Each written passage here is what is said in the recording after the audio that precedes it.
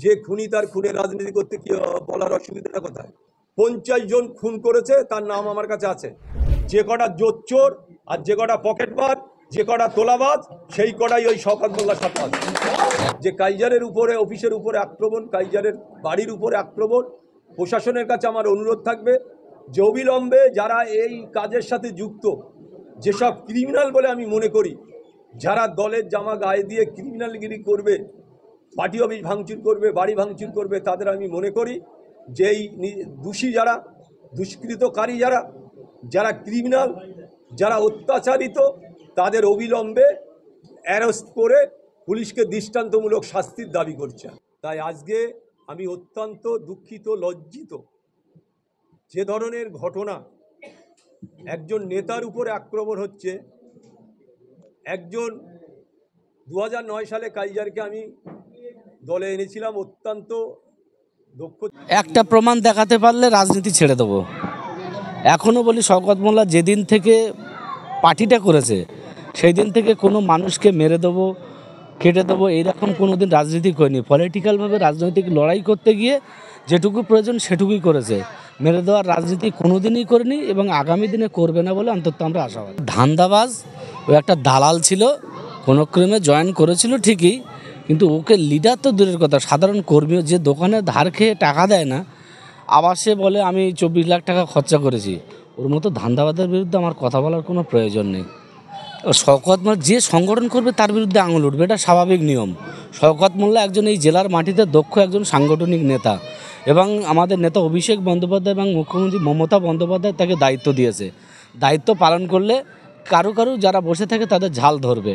এই কারণে সাংগঠনিক নেতার পেছনে সবাই লেগে থাকবে। আমি অন্তত আশাবাদী যে শওকত মোল্লা যেভাবে সংগঠন করে, এই সংগঠনের কাছে কোনো রাজনৈতিক লিডার এই জেলার মাটিতে আমার চোখে এখনও পর্যন্ত চোখে পড়েনি। দেখা হবে যেদিন লড়াইয়ের ময়দানে, যেদিন দেখা হবে সেদিন বোঝা যাবে। অভিষেক বন্দ্যোপাধ্যায় তখন বলেছিল একটা গাদ্দার ছিল এই শুভেন্দু অধিকারী, একজন বাংলার কুলঙ্গার, একজন সাম্প্রদায়িক। এই শুভেন্দু অধিকারী যখন মালদা মুর্শিদাবাদের অবজারভার ছিল, তখন অবজারভার তুলে দেওয়ার জন্য তখন এই কথাটা বলেছিল। অভিষেক ব্যানার্জি নিজেই নিজের কনস্টিটিউশন, অর্থাৎ ডায়মন্ড হারবার লোকসভার মধ্যে সাতগাছিয়া বিধানসভায় শওকত মোল্লাকে দায়িত্ব দিয়েছে, সেই সাথে সাথে ভাঙড় বিধানসভারও দায়িত্ব দিয়েছে। এটা অভিষেক বন্দ্যোপাধ্যায়ের নিজস্ব মতামত, ব্যক্তিগতভাবে মনে করেছে যে ওখানকার দিলে শওকত মোল্লার দল সংগঠিত হবে, সেই কারণেই ওখানে তাকে নেতা বানিয়েছে।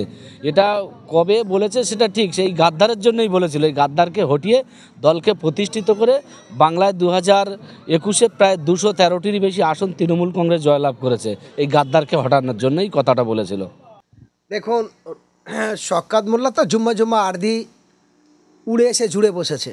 এই শওকত মোল্লা মমতা ব্যানার্জির বোম মারতে গেছিল, মমতা ব্যানার্জির গাড়ি থেকে নেমে বলছে কেরে কেরে, শওকত মোল্লা ছুটে পালিয়েছিল। পরে শওকত মোল্লা যখন হাতে পায়ে ধরে টাকা পয়সা দিয়ে কেঁদে মা বলে ভাই বলে যখন তৃণমূলে আসলো, আসার পরে এমএলএ হলো, প্রথম খুন করে দিল মানিক পাইককে। এটা সবাই জানে। মানিক পাইককে খুন করার পর একাধিক তৃণমূলের গোষ্ঠীদণ্ড লাগানোর পর এখন আরাবুল কাইজারের পিছনে লেগেছে। ফলে কাইজারও বলছে, আরাবুলও বলছে, রহিমা লস্কর বলছে। রহিমা লস্করটা কে?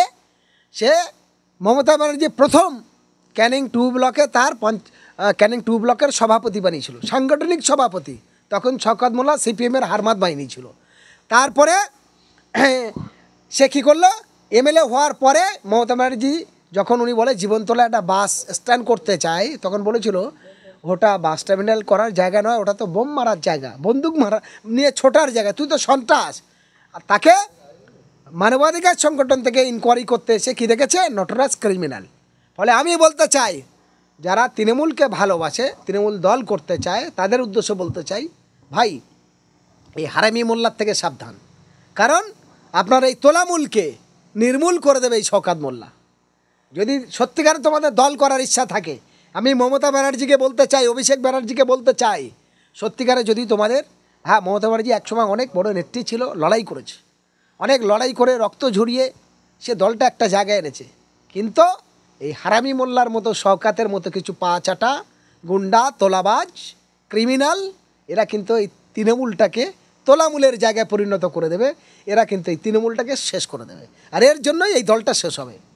তাই আমার বিশ্বাস, এই শওকত মোল্লার মতো মানুষ যদি 2026-এ যদি ভূমিকা নেয়, তাহলে ক্যানিং পূর্ব ভাঙন নয়, সারা পশ্চিমবঙ্গে এরকম ধরনের যতগুলো ক্রিমিনালরা এই দলের জায়গা পেয়েছে বা ভূমিকা নিয়ে আগাচ্ছে, ততই বিরোধী দল স্ট্রংলি শক্তি হচ্ছে।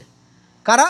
যদি বলা যায় সাম্প্রদায়িক বিজেপি এবং অত্যাচারী স্বজন পোষণকারী, এদের এই তোলামূল শওকত মোল্লার মতো গুন্ডা মস্তানের দল, এরা যতদিন এরকম শুভেন্দু অধিকারী আর শওকত মোল্লার মতো লোকেরা থাকবে, ততদিন পর্যন্ত এই বিজেপি আর তৃণমূল আর জেতার সম্ভাবনা জায়গা নেই।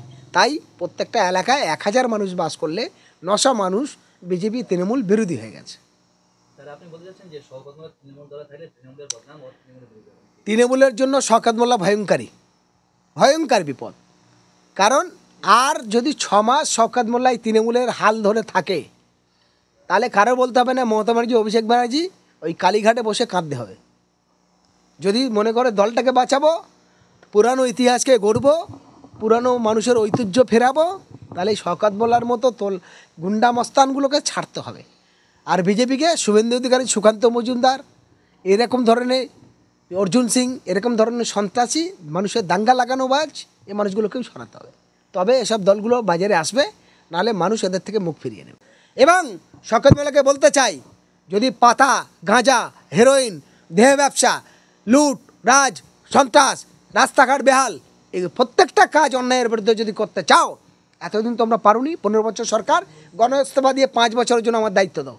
আমি হোসেন গাজী দায়িত্ব নিয়ে বলছি, একটা হিরোইন ব্যবসা, একটা গাঁজা ব্যবসা, একটা দেহ ব্যবসা, একটা দুর্নীতি, খুন, মার্ডার, একটাও রাস্তা বেহাল থাকবে না। ক্ষমতা আছে শওকত মোল্লার? পারবে না। তাহলে বড় বড় কথা কেন বলবে? আর সাইনুল লস্করে নিয়ে আরেকটি কথা, পুলিশকে চাপ দেবে, বলবে ও চুরির মাল কিনছে, উমুক তুমুক। তাহলে ঘুটিয়ারি 100 জন ক্যাচরা ব্যবসা করে, 100 জনকে অ্যারেস্ট করুন। তা না করে একজনের পেছনে লাগাবে কেন? ও ক্ষমতা আছে তাই। কারণ সাইনুল লস্কর ডাইরেক্টলি রাস্তা বেহাল, গ্রামের মানুষকে জড়ো করে বলছে রাস্তা করতে হবে।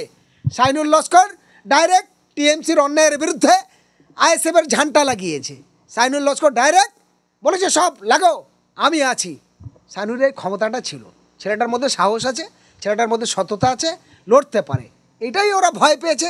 ভয় পেয়ে এখন বলছে পাতা ব্যবসা করে, ওই ভাঁচুরো ব্যবসা করে বলে তাকে জোর করে করছে। ভাই, ক্ষমতার অপব্যবহার করছে।